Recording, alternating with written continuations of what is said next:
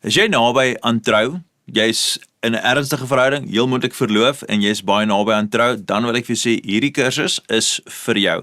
As jy dalk reeds getroud is of al lank getroud is, kan ek ook sê hierdie kursus is vir jou. Vir die volgende 6 weke kyk ons spesifiek na hoe lyk God se strategie, sy plan, sy hart, sy raamwerk vir 'n gesonde huwelik. Ek dink baie mense is in die huwelik, hulle trek soms swaar en dis nie omdat hulle wil swaar trek nie. Hulle sukkel, hulle gaan deur dinge, maar dis nie omdat hulle ongewillig is om dit te wil maak werk nie. Ek dink baie mense weet nie hoe nie, want hulle het nie 'n gesonde skriftuurlike basis nie. Nou hierdie kursus waarmee ons besig is, so 6 weke. As jy nou hierdie uittrek sal sien, dit is ons eerste les van 6. Kyk dit saam met ons as jy dit geniet en jy wil meer weet. Kontak ons by info@beleef.org.za waar jy dan kan toegang kry tot die res van die kursus. Dis R200 per paartjie. Ek hoop dit is vir jou sinvol. Kyk saam met ons, leer saam met ons, geniet hierdie kursus. Totsiens.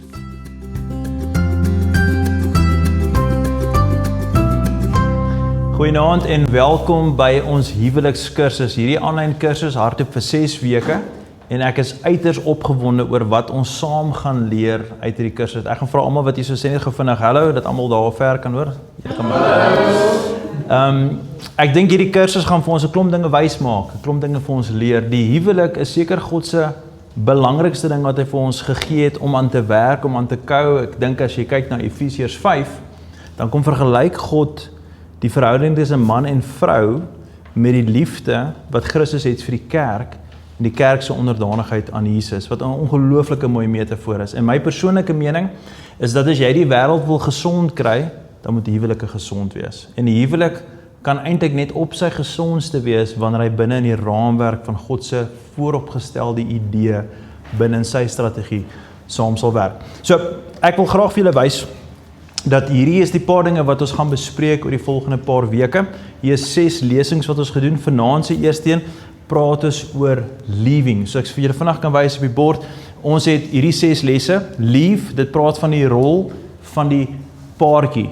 Ek wil nou nie sê egpaartjie, want almal is nog nie getroud nie. Hier's 'n paar van julle wat naby aan trou is. Hier's 'n paar van julle wat al langer getrou is. Ek weet hier's van julle wat al kleinkinders het en die kursus doen. En dis wonderlik. Maar so sessie 1 vanaand, leaving praat van die rol van die paartjie. Cleaving praat van die verantwoordelikheid van die paartjie. Dan het ons die les wat ons gaan praat oor the head, dit praat van die rol van die man. Die helper is die rol van die vrou. Love praat van the responsibility of the husband. En dan submission is the responsibility of the wife. Nou om dit vir julle dalk 'n bietjie makliker te maak, het ek vir julle 'n prentjie gaan bou wat dit vir julle mooi kan verduidelik. En dis die prentjie van 'n huis. En die manier hoe ek dit vir julle graag wil uiteensit is dat ons kyk vanaand spesifiek na leave. En dit gaan oor, vanaand se hele les, gaan oor hoe jy leer om jou bestaande stelsel van jou ouerhuis agter te los en dan intentioneel, strategies los te maak en te leer om dan aan te beweeg na die volgende fase wat sê cleaving. Cleaving gaan alles oor, jy leave dit wat verby is, ma en pa se huis en ma se lekker curry en pa se braaivleis vuur en jy leer om jou eie braaivleis te braai. En jou vrou leer om 'n eie curry ordentlik te maak, né? Dis net 'n grappie, maar jy leer om te beweeg en dis fondasie. Cleaving is die volgende fondasie wat besonder is. Die rol van die les head en helper staan op die fondasie van leaving en net so staan love and submission op die fondasie van cleaving en dit gaan vir julle baie meer sin maak. Enige huis wat gebou word, enige huis, as sy fondasie nie solied is nie, wat gebeur later? Die mure begin kraak, dinge trek skeef.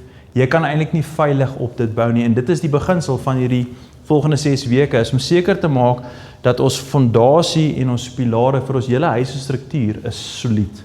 Dis gesond. Ek dink baie mense sukkel in die huwelik nie omdat hulle wil nie. Hulle is gewillig om nie te wil sukkel nie.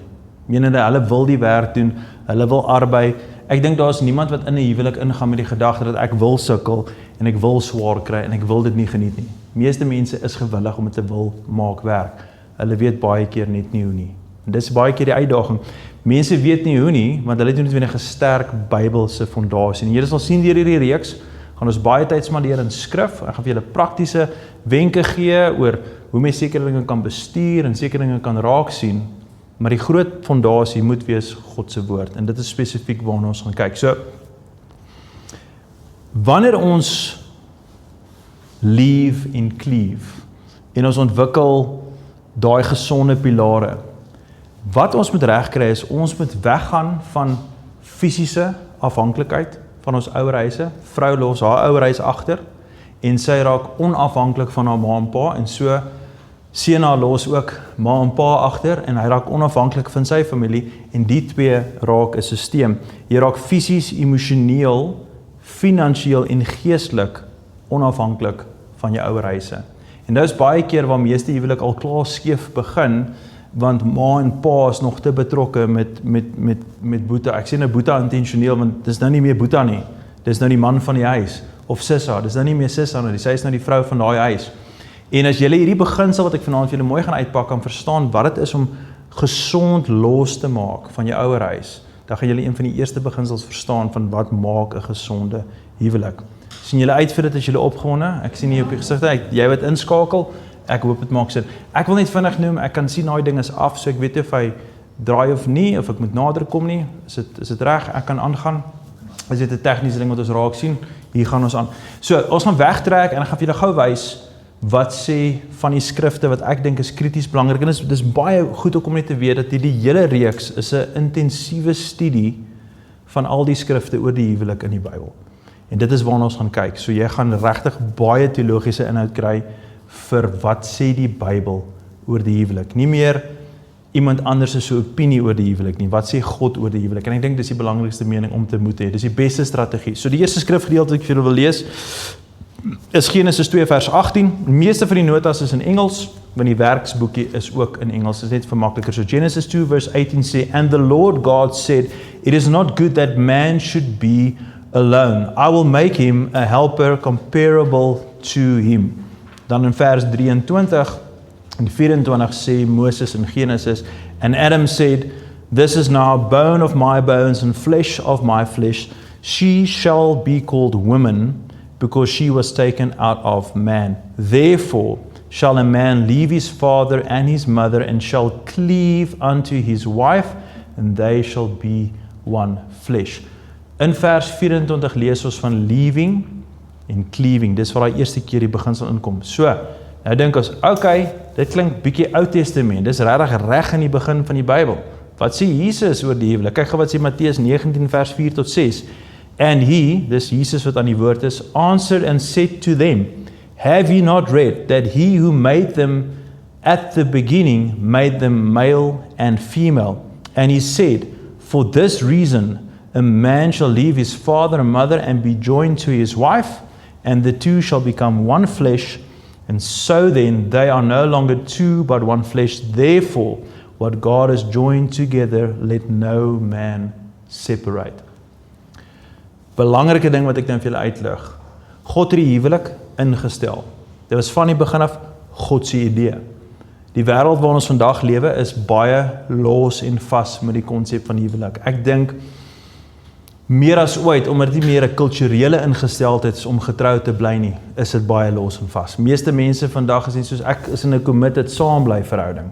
En dis dalk mooi en daar's genuine liefde en dit kan ook gesond wees, maar dit is nie noodwendig hoe God dit gesien het nie.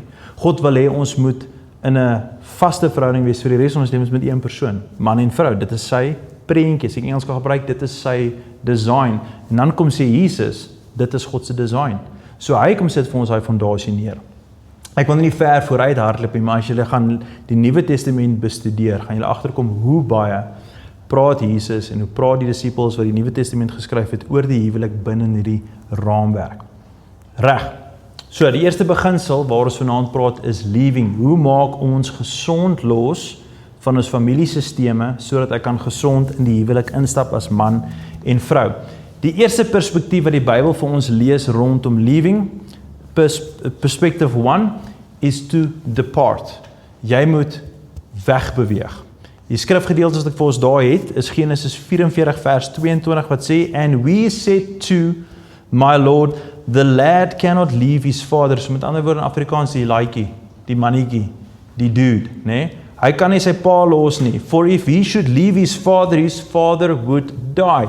Dis 'n gedeelte waar Jesus gesê het, hoorie, so as jy my wil volg, kom saam met my. En toe sê ek, maar kan nie, want ek het, maar dan sê Jesus daar vir hom, jy moet hom los om te kom. Dis die beginsel van los, jy moet losmaak van iets. Klink daai gemaklik vir daai mannetjie om te moet doen? Hy moet groet. Hy moet wegbeweeg. Matteus 4 vers 13 sê, and leaving Nazareth, he came and dwelt in Capernaum, which is by the sea in the regions of Zebulun and Naphtali. Met ander woorde, wat ons hierso sien, as jy iets los, ek het op 'n stadium van Pietersburg, Alberton toe getrek. Die wat aanlyn kyk, hierdie les word vanaand aangebied in Alberton. Maar vir die vorige 15 jaar het ek gebly in Pietersburg. Ek kan nie op twee plekke gelyk wees nie. Ek moes Pietersburg agterlos om te trek Alberton toe. Dit is baie eenvoudig. Om iets agter te los as jy beweeg weg van een geografiese plekkie na die volgende geografiese. En so in die huwelik werk dieselfde. Jy verlaat ma se huis en jy verlaat pa se huis en ma se huis en man en vrou verlaat hulle ouer huise geografies en hulle begin hulle eie nuwe familiesisteem. Maak dit vir julle sin? Dit raak kompleks as ons trou maar nog steeds by ma en pa bly. Baie keer is dit ekonomiese redes, dinge is staf, maar dit is kompleks. Julle gaan sien soos deur die les gaan vanaand. So, wat ons hier sien, dis 'n fisiese wegbeweeg van 'n plek of 'n iets. Tweede perspektief is we leave to, which means to forsake. Okay, dis 'n sterk woord. Kyk gou wat sê Jeremia 1 vers 16. I will utter my judgments against them concerning all their wickedness, because they have forsaken me. Konteks hier is dat die Here gee vir Jeremia woord oor die volk wat gaan gestraf word want hulle het hulle rug gedraai op God. Ek's nie besig om te sê jy moet jou rug draai op God in die huwelik. Dis glad nie wat ek sê nie. Maar om te leave beteken jy draai jou rug op iets weg van een ding en jy beweeg na 'n ander ding toe. Dis intens, dis nie gemaklik nie. Kom julle agter, daar's 'n diepte en daar's 'n ongemak. Ons gaan lekker oor dit praat. Hebreërs 11:27 sê, by faith he forsook Egypt. So, Moses moes uit Egipte uit gaan. Hy moes weggaan om met die Israeliete 'n nuwe rigting in te beweeg. Dit is die gedagte. Wat uitstaan in hierdie gedeelte, to forsake, beteken eintlik die volgende. En dit is kosbaar. Ek hoop jy sit reg op vir hierdie een. Jy skuif jou loyaliteit van een stelsel na 'n ander stelsel toe. Jy skuif jou loyaliteit as 'n dogter van jou pa en jou ma nou na jou man toe. En as 'n seun skuif jy jou loyaliteit van jou pa en jou ma nou na jou vrou toe. Dis die beginsel. Dis ook die uitnodiging. As ek in Engels kan sê, it's a transference of loyalty. Elke keer as ma en pa inmeng in die huwelik of boeta of sissa, as ek die woord boeta of sissa gebruik, praat ek van iemand wat nog nie lekker gelief het nie. Hulle hou nog bietjie vas. Okay, wanneer boeta of sissa toelaat dat buite elemente inmeng in die huwelik, dan is daar spanning. Ons moet leer om los te maak, weg te draai en aan te beweeg. Derde perspektief is to set free and release. In Deuteronomium 32 vers 36 skryf Moses, for the Lord will judge his people and have compassion on his servants when he sees that their power is gone and there is no one remaining bond or free. Praat van heeltemal vry, heeltemal los. Ek gaan nog 'n skrif lees, dan gaan ek dit vir julle verduidelik. Exodus 23 vers 5 sê, if you see, hier is nogals baie cool, julle moet nou oplet. If you see a donkey of one who hates you, lying helpless under its load. Met ander woorde, daar is 'n man se donkie wat daar lê. En die man se donkie, jy like hom nie. Jy weet wie se donkie daai is. Okay, dis die situasie. Jy like die ou nie, arme donkie. You shall refrain from leaving it to him, and you shall surely release it with him. Met ander woorde, hierdie is die NASB vertaling, okay? Wat hierdie skrif vir ons sê, dis 'n bietjie, jy moet hom so dalk so 1 of 2 keer lees. Wat hy sê is, daar's 'n ou wat jy nie like nie. En jy sien daai man se donkie lê daar in die moeilikheid. Sal jy as 'n redelike mens daai donkie daar los? Sekerlik nie. Jy is nie so 'n bad person nie. Jy sal help. En sekerlik sal jy jou woede en frustrasie en jou onvergewensgesindheid in hierdie broer een kant sit vir die donkie se onthaalwe. Jy sal tog sekerlik saam met hom daai donkie help. Nou, in die huwelik is daar baie donkies wat lê in die moeilikheid. Dis die beginsel. Jy sit dalk met kwessies met jou skoonma. Jy is nou jong getroud of jy is op pad om te trou. Kom ons vat nog nie getroud nie en skoonma raak 'n bietjie betrokke met die blomme van die troue. En aanvanklik het jy gedink dis oukei. En jou verloofde het gesê, man, my ma wil net help. En eventueel ruk sy hand uit. En is lankal nie meer die bruid se keuse nie, dis nou, en dan 15 jaar later is jy nog steeds kwaad vir jou skoonma oor die blomme van die troue. Nou is jy getroud, daar's kinders, en skoonma kom kuier, en sy het heeltyd iets te sê hoe jy met die kinders moet werk, en dit en dat. Of jy gaan kuier vir jou skoonpa, jy is nou die seun, en hy is goed met karre. En jy is nie noodwendig, karre is nie jou ding nie, ek is nou daai ouetjie, as my skoonpa so moes gewees het, dat hy baie goed was met karre, dan sou ek heeltyd spanning gehad het, want hy sou my heeltyd laat voel het, hoe min ek weet van karre. En dan wat gebeur dan? Dan is daar donkies met 'n las op hulle skouers wat gaan lê. En dis moeite om my donkie weer op te tel en te kry om te funksioneer. Julle gaan sien soos ons deur die les gaan, dat vergewensgesindheid, vryspraak, iemand vryspreek, loslaat, het baie te doen met hoe ons gesond funksioneer in ons eie huwelike. As jy jou skoonma of skoonpa nie kan vryspreek nie kan dalk ek kan soveel voorbeelde gebruik. Jy is 'n paar jaar getroud en dan kom jy agter deel van jou man se nikke is hoe sy ma en pa hom groot gemaak het en hoe hulle hom verniel het. En dan kan jy gaan sit met onvergewensgesindheid teenoor jou skoonouers. Daai is nog 'n donkie wat nou gaan lam lê in die pad. Julle hoor die teks is intens. Hierdie man se donkie, jy like daai man niks, maar sekerlik omdat jy 'n grein van goedheid in jou het, sal jy langs daai man inkom, jy sal jou issues een kant toe skuif, en jy sal daai donkie help. Heel moontlik. Nadat ons nou die donkie gehelp het, staan ons daar, ons kyk vir mekaar en sê, dit was eintlik nou 'n mooi ding wat ons gedoen het. Yes, die man wie se donkie te sê, ek is eintlik al verleef, want as die was vir jou nie, sou hierdie donkie vandag sekerlik dood gegaan het. En daai man sê wel, as die was vir jou donkie wat amper dood gegaan het, sou ek sekerlik nooit eers gedink het om weer met jou te praat nie, en voor jy ooit vir die man se ding uitsorteer. Verstaan jy, eintlik probeer ek sê, dit is so maklik. Skuif jou goeders een kant toe en handle dit. Want ek hoop julle gaan hierdie voorbeeld onthou. Hoeveel donkies moet onnodig doodgaan as ons nie bereid is om sekere dinge net uit te sorteer nie. So dit gaan oor loyaliteit wat skuif, dit gaan oor die gewig van verantwoordelikheid en hoe ons bereid is om die werk te doen om seker te maak ons beskerm wat die belangrikste is. En wat is die belangrikste? 'n Huwelik wat God eer. Dis wat belangrik is. Die volgende gedeelte praat ons nou oor julle sal sien, leaving your parents to become independent is your full responsibility. Met ander woorde, die beginsel om te leave. Jy as dogter moet ma en pa leave. Is julle met my, het ek ver vooruit gehardloop? Nee, ons is daar. So ons is by gedeelte nommer 4. Leaving your parents to become independent is your full responsibility. En wat dit beteken, dis nie jou man se verantwoordelikheid vir jou as dogter om te leave nie. En dis nie jou as dogter se verantwoordelikheid, ek het nou verkeerd om te sê, en jou as man se verantwoordelikheid vir die dogter om te leave nie. Elkeen moet as individue verantwoordelikheid vat vir hulle leaving proses.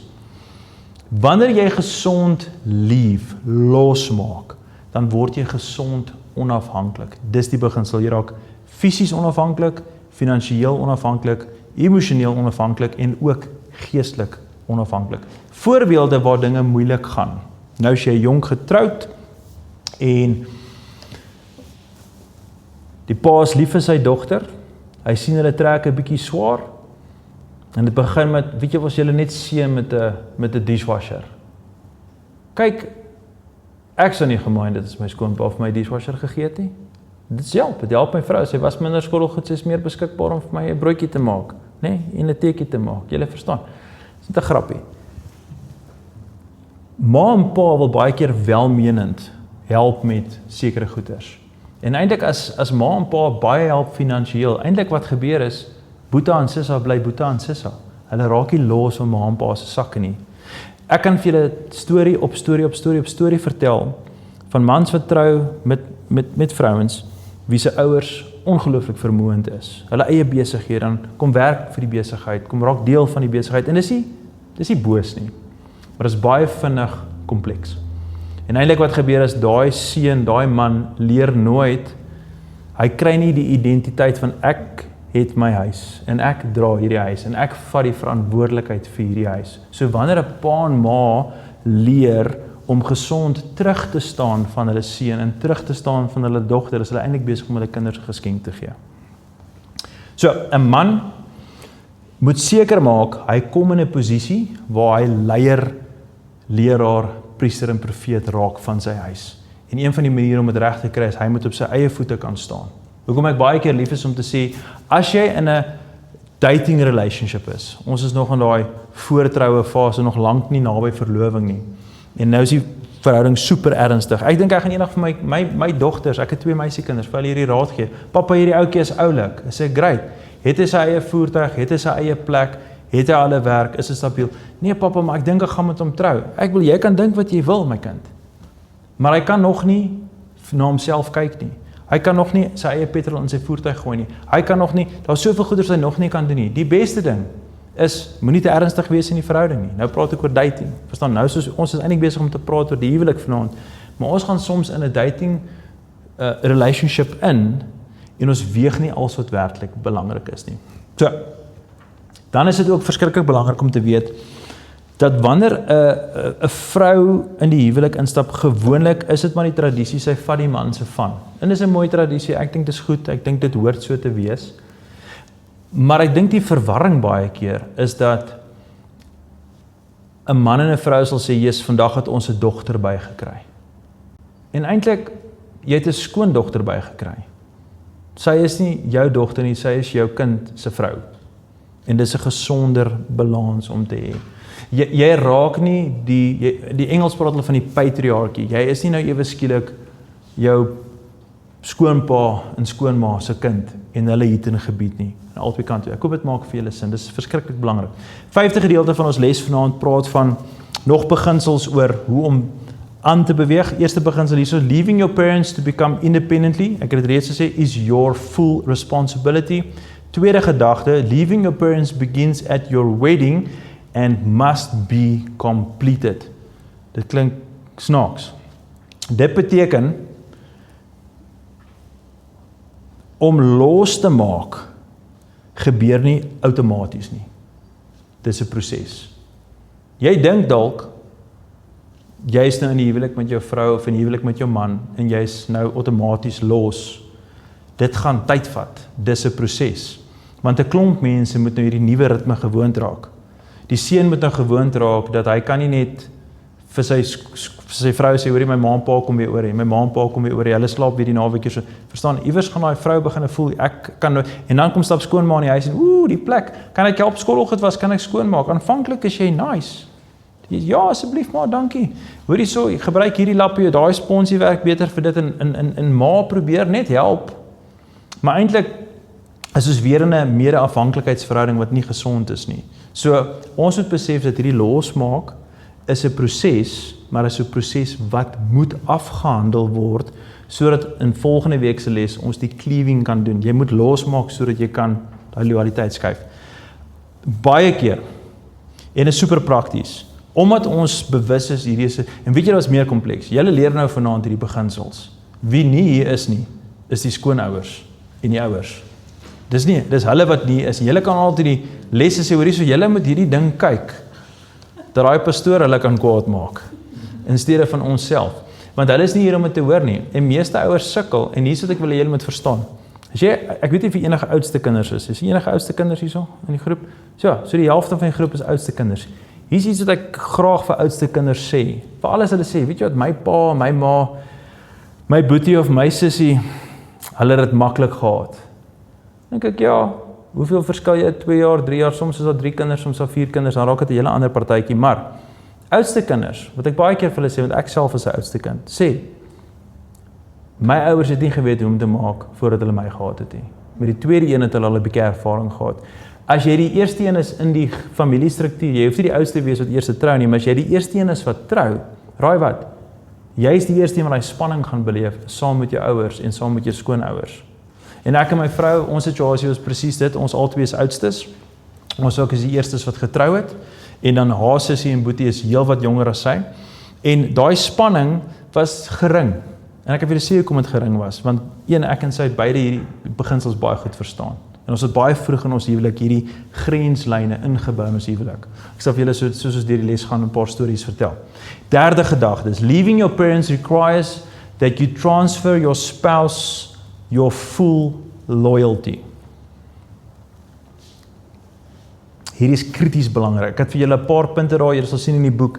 Dit sê die volgende: do not assume you have left simply because you are married.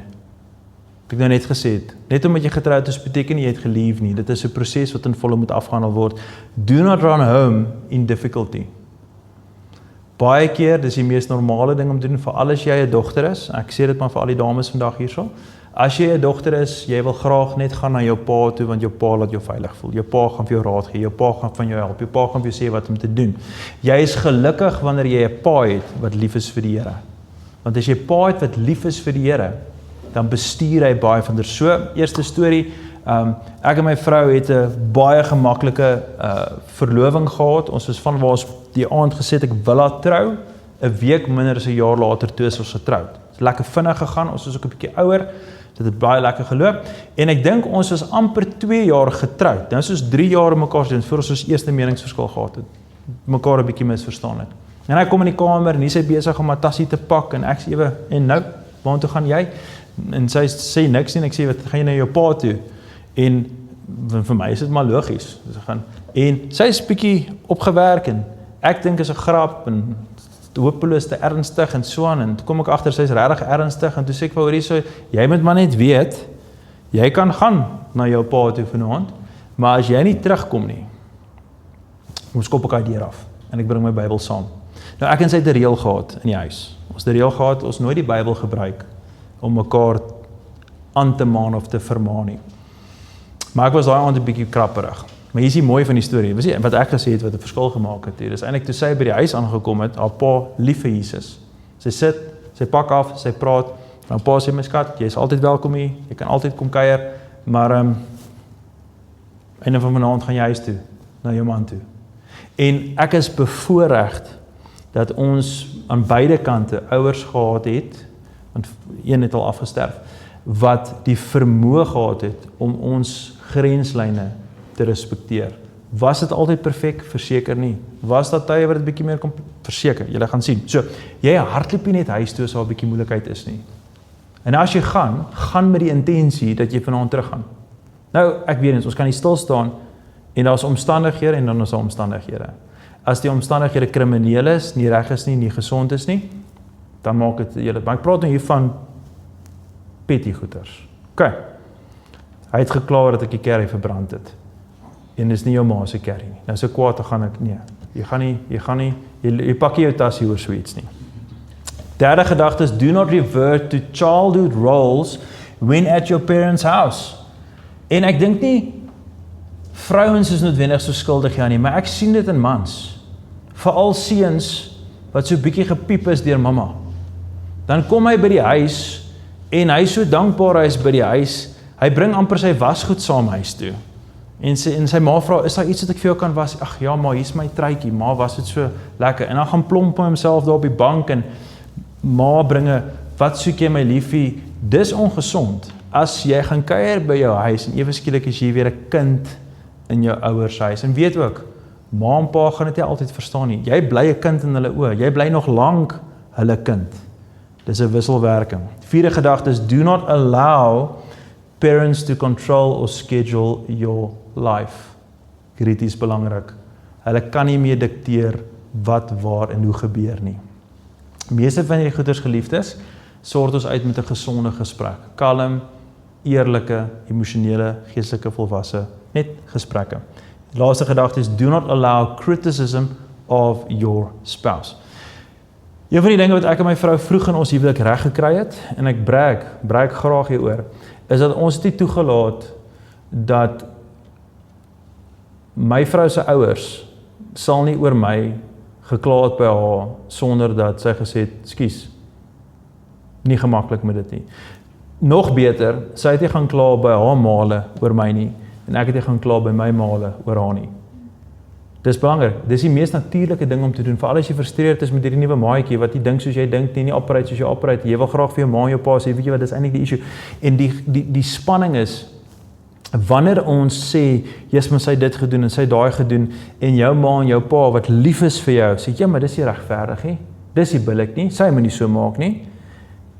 Jy gaan huis toe, julle figure die ding uit, môre oorma kom kuier ma en pa, hulle het nog die residue van daai gesprek in hulle gedagtes, en soos, hierdie meisiekind, werk nie mooi met my seun nie, ek moet haar uitsort, en albei kante toe, so ek gee julle vanaand puikraad, is om te weet, jy kan nie gaan en jou spanning met jou vrou luk raak met jou ouers nie deel nie, jy moet wys wees, en hier is eintlik 'n ander manier om te stel, dit is jou verantwoordelikheid as man, om jou vrou se reputasie by jou ouers te beskerm. En dis jou verantwoordelikheid as vrou om jou man se reputasie by jou ouers te beskerm. As jy dit so ek hoop dit maak vir jou sin. Dis 'n mooi ding, dis 'n hele ander rede. Ek beskerm my vrou se reputasie. Julle geweet dat die Bybel sê ons moenie skinder nie. Die Bybel sê ons moenie vals getuienis lewer nie. As jy omgekrap is oor 'n ding, jong, net so, vertel jy jou weergawe. Engelse woord is jy embellish 'n bietjie die storie. Afrikaans is jy dik hom 'n bietjie aan. En voor jy oë uitvee, dan het jy nou 'n weergawe vir jou ouers gaan vertel wat nie heeltemal so akkuraat is nie. Maar weer eens, jy stap huis toe, jy maak reg, jy gaan aan, ma en pa sit maar daai residue. Weet eintlik jy beskerm jou huweliksmaat se reputasie by jou ouers. Vierde gedagte is leaving your parents must not ignore the command to honor your father and mother. Wanneer ons losmaak van ons ouers, word ons nooit los van die opdrag dat ons ma en pa moet eer nie. Wanneer ons leer om onafhanklik te funksioneer van ons ouers, beteken dit nie ons het respek weggegooi nie. Wanneer ma en pa inmeng, en dis eintlik 'n mooi ding, kom ons vat 'n scenario. Jy en jou man dien die Here, lief vir die Here, groei in julle verhouding met die Here, maar jou ouers dalk nie, een van die twee se ouers dalk nie. Hulle sien dinge anders, hulle beleef dinge anders. Dis baie normaal, dis nogals algemeen. Nie alle gesinne is almal ewe lief vir die Bybel nie en lief vir Jesus nie in die Christelike raamwerk nie. Gesinne is kompleks. Jy kom dalk uit 'n gesin waar daar was 'n hele paar egskeidings. So dit is ekstra kompleks. Wat die Bybel vir ons leer uit die beginsel van jou ma en jou pa eer, en jy moet leer om onafhanklik te wees, sê dit hoe ons werk met ons ouers. So nou kom meng die ouers in, en jy sê vir jou vrou dalk, hoorie, so ek weet jy is ontsteld, ek kan sien jy is ontsteld, en jy het rede om ontsteld te wees. Maar ek vra jou, kom ons, just take a step back, en ek gaan hierdie hanteer. Baie keer wil die huweliksmaat hê, jy moet dit nou hanteer, jy moet nou opstaan vir my. En julle ken die uitdrukking, smeer die yster terwyl dit warm is? Dit werk goed met yster, werk nie goed met mense nie. Ek weet nie of julle daai uitdrukking ken nie. Julle is Engels, né? Okay, so wanneer jy yster smee, wanneer hy warm is, werk baie goed met yster, maar mense, Spreuke sê 'n sagte woord keer die grimmigheid af. So wanneer jy saggies reageer, mooi reageer, is jy nie besig om pateties te wees nie, jy is nie besig om terug te dink, jy is nie besig om bang te wees nie, jy is besig om wys te wees, en te sê, maar pap, kom ons land dit gou hierso, ons sal later hieroor gesels. Later oor wat? Later. En ek kan vir julle sê, as ma pa nie kan respekteer, wanneer jy wys en met liefde en met respek 'n boundary, 'n grenslyn neersit nie, wil ek vir sê, man, vrou in die huwelik, staan op en gaan. Jy dink dalk dan is jy besig om disrespekvol te wees, eintlik glad nie. Ek kan soveel voorbeelde gee, maar kom ons sê, dis 'n kuier, en is 'n lekker partytjie, en een van die partye drink te veel, en nou raak dit grof en onbeskof. Jy is nie besig om jou vrou te respekteer, as die res van die familie uithak nie, en jou vrou vir jou so saggies nudge en sê, hey, ek is nie gemaklik nie. Die beste ding wat jy kan doen vir jou vrou met jy lief is vir haar, sê, my skat, jy is 100% reg, kom ons gaan. En dan môre, as jy gebel word deur jou pa, of jou ma, of jou oom, of jou tannie, en so aan, en sê, hoorie so, jy dink jy is beter as ons, glad nie, maar ek is lief vir my vrou. So, weer eens, eer en respek is 'n Bybelse beginsel, maar jy lief, want jy wil graag jou huwelik die beste kans gee wat dit verdien. Ek hoop dit maak sin. Dit is nie altyd lekker om die goeders te hoor nie, maar dis regte lewe. Dis die uitdagings van die regte lewe. 5de beginsel hier is leaving includes the training of your children to leave. En dis nou vir almal wat nou vanaand hier sit om te verstaan, iewers gaan jy jou eie kinders hê. En jy gaan jou eie kinders moet leer. So, wanneer ek hierdie vir julle sê, dink ek aan my 2 dogters. Ek dink aan wat ek hulle gaan leer en hoe hulle gaan moet klaarmaak. Enig uit my lewe uitbeweeg, nie uit my lewe uit, maar uit ons huis uit. Kies nie uit my lewe uit, maar uit my huis uit. Hulle moet forsake, hulle moet depart, hulle moet leave. Dit maak my angstig. Ek hoop regtig dat hulle gaan 'n goeie huweliksmaats kies. Op die stadium vra mense my, wat is jou strategie? Is dit gewere? Ek sê nee, ek gaan my kinders leer braai. Want as hulle ordentlik kan braai, gaan hulle al klaar 'n klomp ouens onderskei. Verstaan? As 'n laaitie nie kan 'n vuur aansteek nie en hy kan nie ordentlik vleis braai nie, het hy geen rede om in die huwelik in te gaan. Hy moet dit nog eers uitfigure. Behalwe as hy Engels is, want dan tel dit my in elk geval net teen hom. Dis net 'n grappie vir almal wat Engels is. So. Ek het nou reeds gesê net om jy vas te maak. Die proses van losmaak gaan alles oor jy leer om fisiese onafhanklikheid te ontwikkel, finansiële onafhanklikheid te ontwikkel, emosionele onafhanklikheid te ontwikkel en jy leer om jou loyaliteit te skuif van die een na die ander. Ek sien hier soos 'n bietjie ekstra. So kom ek pause gou hier vir 'n oomblik. Ek dink dit maak sin wat hier so staan, maar net leaving includes the training of your children to leave. So jy raak eintlik vir jou kinders 'n voorbeeld en jy leer dat die dag wat jy verstaan, ek as 'n pa gaan 2 dogters groet en sê, ek wil hy man in die oë kyk en sê, kyk mooi na my kind, want sy is nou jou verantwoordelikheid en nie meer my verantwoordelikheid nie. So ek sien eintlik uit na die dag wat my dogters 'n man gaan trou wat ek glo lief gaan wees vir Jesus, want as hy lief is vir Jesus, dan gaan hierdie baie maklik gaan. En deur daai proses raak ons eintlik dan as ouers, wanneer ons kinders uit ons huise uitbeweeg, dan verander ons rol as ouers aan die van mentor. Okay, ons is nou by die 7de gedeelte en hier praat ons oor wenke, pointers vir hoe ons leer om persoonlik los te maak van ma en pa se stelsel. Is julle almal nog met my? Goed. Die eerste ding wat ons moet doen is, ons moet leer om te vergewe. Terug by daai voorbeeld in Deuteronomium wat ons gepraat het oor die donkie. Daai man wat jy nie van hou nie, sy donkie lê daar onder baie gewig, onder baie spanning, en dit gaan sleg met daai donkie. En as jy nie gaan inspring nie, as jy nie gaan inmeng nie, gaan daai donkie dit nie maak nie. Jy sit dalk met situasies met jou ma, met jou pa, en jy het daai situasies al gedeel met jou man of met jou vrou. En nou sit daai residue in julle stelsel. Dan hoor julle lerings en lesings soos vanaand, waar sê hoor hierso die beste manier om gesond aan te beweeg, los te maak van jou ouers, is eers om hulle vry te spreek en te vergewe en los te laat. Want as jy sit met onvergewensgesindheid in jou hart teenoor jou ma, jou pa, jou man of jou vrou se ma of pa, met ander woorde jou skoonouers, ek kan vir jou beloof, dit raak aansienlik moeiliker om dan in verhouding met hulle te wandel, om dan selfs daai donkie weer reg te kry. Jy moet daai goedjies. Hoe dink jy dat ons daai donkie opgetel? Praat ons met die donkie, staan op donkie, skop die donkie. Wat doen ons? Ons pak dalk eers die goeders af. Ons maak los. Elke tou wat jy losmaak, elke pakkie wat jy afval, elke las wat jy afval, stel daai donkie in staat om op te staan. En net so werk dit as ons wil vryspreek en vergewe. Ons moet die gesprekke hê. Ons moet bidend in dit ingaan. Ons moet praat. Die volgende ding, en dit maak nogal sin, is dat ons moet empatie hê. As ons daar, we empathize with your spouse and parents who experience withdrawal pains. In julle boekie staan daar, think of situations where you can show more empathy towards. En waarop dit neerkom is, as jy dalk vassit met jou skoonma, dink dalk in 'n situasie waar jy meer empatie kan wys teenoor jou skoonma. Kom ons sê skoonma bel elke dag jou man. Elke dag. Want mamma mis vir Boeta. Sy is nog nie reg om aan te beweeg nie. Wat gaan jy doen? Hierdie les in haar gesig druk en sê, Tannie, ek bedoel ma, dis tyd om aan te beweeg.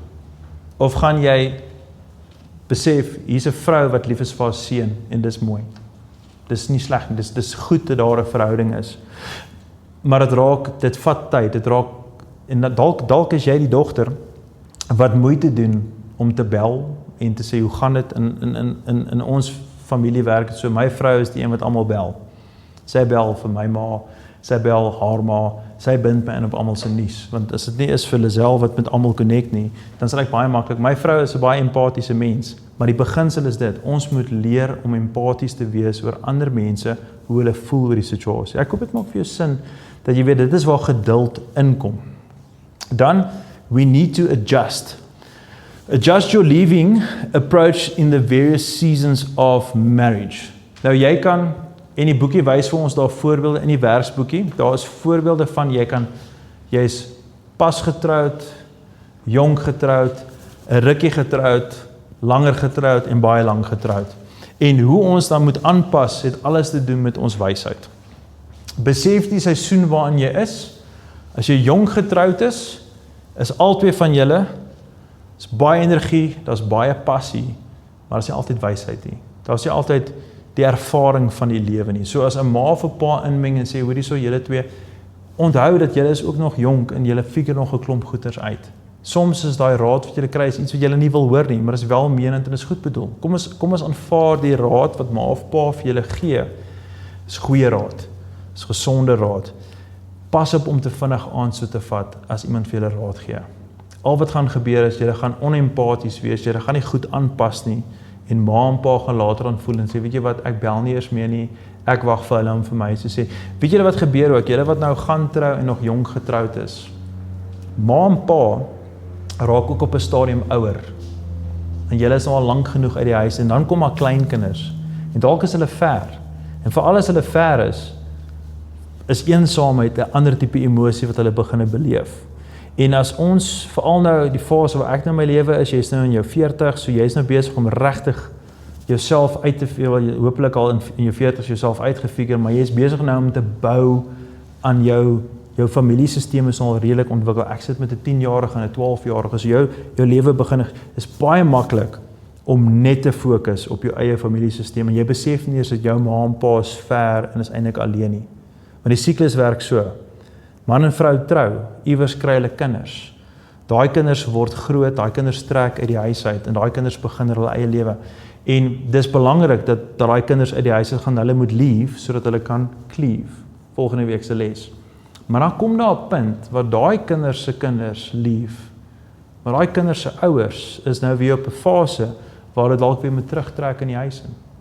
En ons in ons westerse wêreld is nie so ingestel nie, maar die Bybelse model lyk anders. Die Bybelse model leer ons dat ouers kry kinders, kinders gaan uit en hulle begin hulle eie familiesysteem, maar daar kom 'n punt waar die kinders weer moet omsien na die ouers. Dit is eintlik in 'n neutedop die Bybelse beginsel. So as 'n Christen is dit die mees normale ding om te wil omsien na jou ouers. Ek hoop dit maak vir jou sin. Dit is moeilik om te sien na jou ouers as jy nog kyk na jou kinders. Ek praat nie van omstandighede nie. Jy moet jou kinders so mentor, so onderrig, dat hulle kan uit die huis uit beweeg. Dat jy kan die tyd saam met jou vrou geniet, tot op 'n stadium wat ma en pa dalk weer met terug intrek by julle. Ek dink van julle hoor jy sê net nie my ma nie, of net nie my skoonma. Sy, nee, mag Jesus haar eerder kom haal. Dis net 'n grappie. So ons moet kan aanpas. Die volgende een is, ons moet leer om te kan verbaliseer, verbalize. Dit beteken, ons het nodig om kritiese gesprekke te hê, maar in liefde. Dit is baie keer moeilik. Dis waar wysheid inkom, dis waar ervaring inkom, maar die feit is terug by die donkie. As die donkie daar lê, en as ons nie gaan inmeng nie, gaan die donkie sterf. Jy het dalk 'n ervaring om die donkie op te... Jy het nog nooit gedoen nie, jy weet nie hoe om dit te doen nie, jy weet net as jy dit nie gaan hê nie, gaan die donkie doodgaan. So ek sê nou vir julle, die belangrike ding is, as daar dingetjies is wat ons moet hanteer dit. Praat eerder vroeër daaroor as wat jy nie daaroor praat. Dus kom ek vat gou 'n oomblik hierso. En ek sê nie dat daar is sekere mense wat glad nie hou van konflik. Die konflik is vir hulle regtig moeilik. Wie van julle hier sukkel met konflik?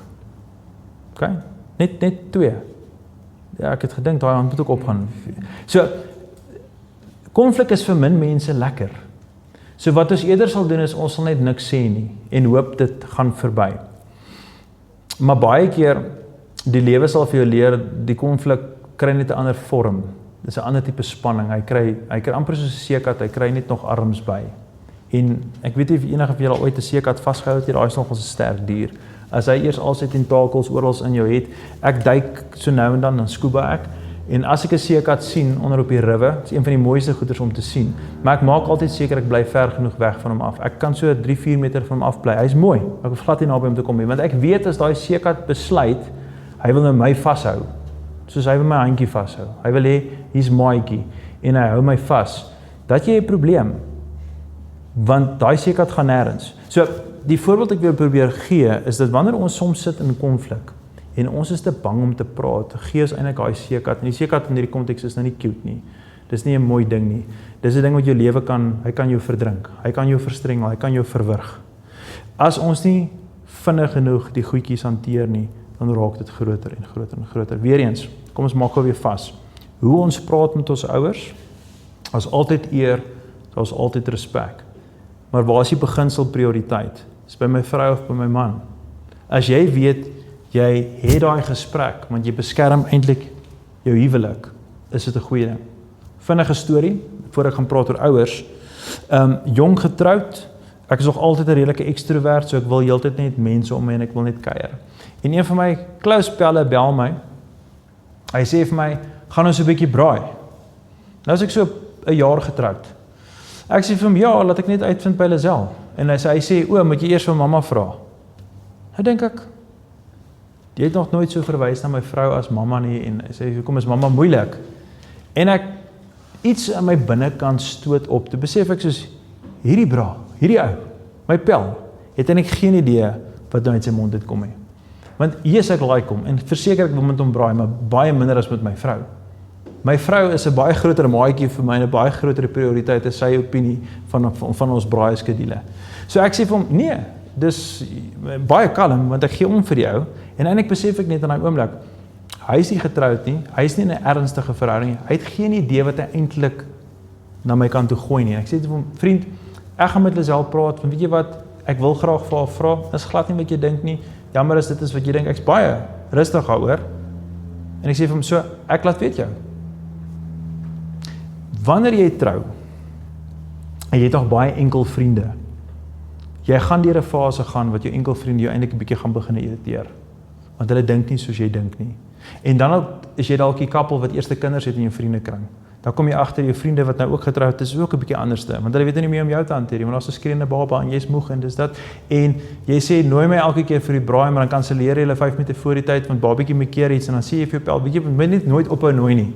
Ek kom nie want ek wil nie, is dit, en mense pas moeilik aan met dit. En net soos ek in die begin gesê het, ma en pa sukkel ook baie keer om aan te pas met hierdie verandering. Eer hulle, respekteer hulle, moenie bang wees vir die grenslyn nie. So, ek moes al, net soos my vrou, ek kan nie vir haar praat, ek kan net vir myself praat, maar ek weet daar was 'n hele paar kere waar ek moes 'n grenslyn neersit vir my ouers, en sê, hoorie, so ek hoor julle, maar as julle nie bereid is om dit te sê voor haar nie, dan hoef jy dit ook nie vir my te sê nie. En dan is dit vir 'n ma of 'n pa moeilik. Sê ek, nee, maar dis glad nie wat ek bedoel het nie. Dis nie my hart nie. Jy hoor my verkeerd. Nee, ma, pa, ek dink nie ek hoor julle verkeerd nie. Ek probeer net sê in liefde, regtig in liefde. Ek stel nie belang in wat julle te sê het nie. As jy nie dit voor my vrou wil sê nie. En dan is dit dalk vir 'n week of 2 stilstype en ons weet nie lekker hoe met mekaar te praat. Maar ek kan vir julle nou sê, vandag, en ek is nou al 17 jaar getroud, is die verhouding na die ouers albei kante toe is baie, baie gesond. Want die grenslyne was van dag 1 af baie gesond, met baie respek, met baie liefde, met baie deernis, baie empatie, konstant neergesit.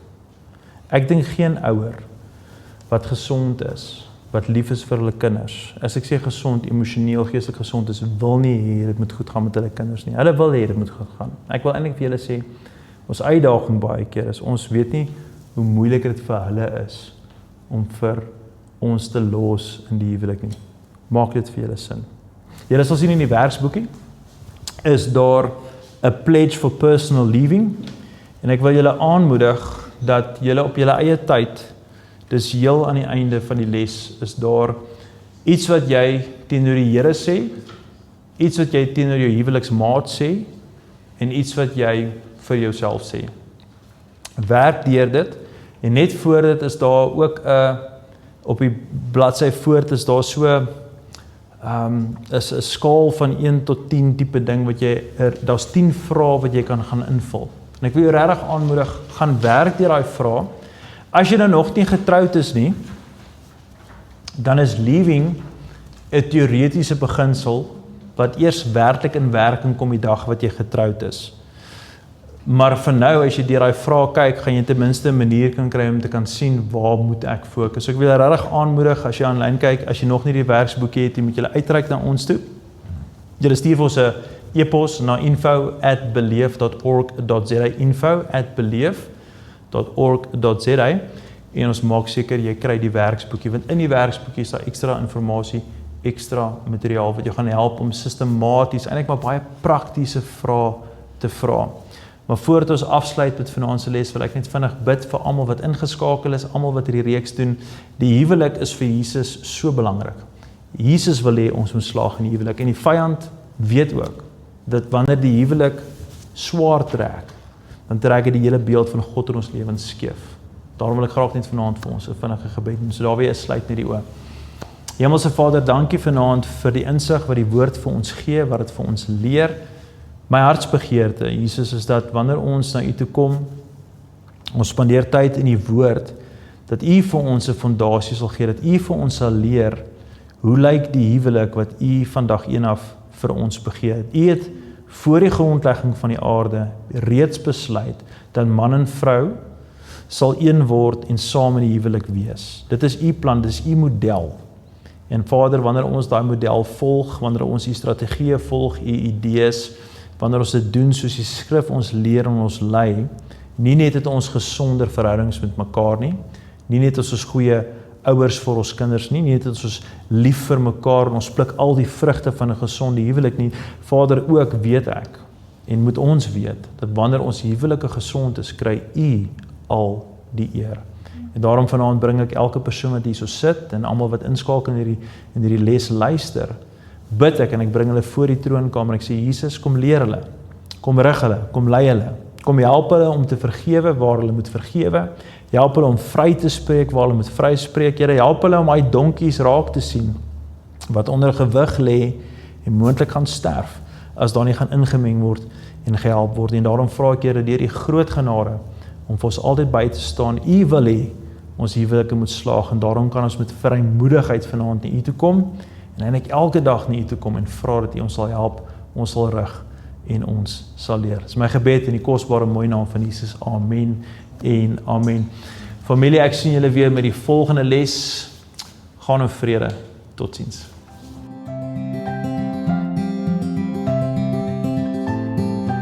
Ek hoop die kursus was vir jou sinvol. Ons het gepraat oor wat dit is om los te maak, leaving. Dalk is dit vir jou nuut, dalk is dit vir jou moeilik, dalk is dit vir jou soos hierdie maak vir my absoluut sin. Nou as jy dit geniet het saam met ons, asseblief los vir ons 'n kommentaar op hierdie skakel, dit sal vir ons baie beteken en jy is meer as welkom om dit met ander mense te deel. En soos ek reeds in die begin gesê het, sou jy meer wou weet van die kursus, stuur asseblief vir ons net 'n e-pos by info@beleef.org.za sodat ons kan seker maak jy kry die werksboekie, jy kry al die skakels vir al die video's. En ons hoop julle geniet die kursus saam met ons verder. Gaan in vrede. Totsiens.